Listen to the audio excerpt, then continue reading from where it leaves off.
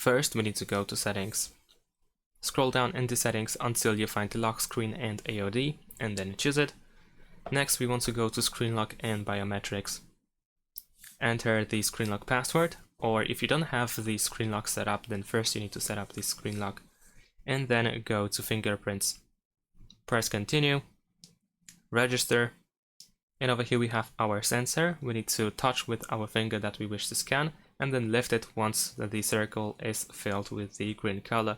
And do this several times until you reach 100%, and try to do this from different angles to make sure that the finger is properly and fully scanned to avoid issues in the future.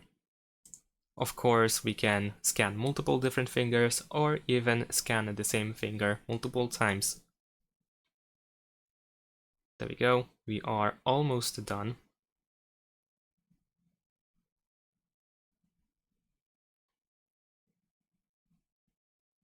(95) and 100%.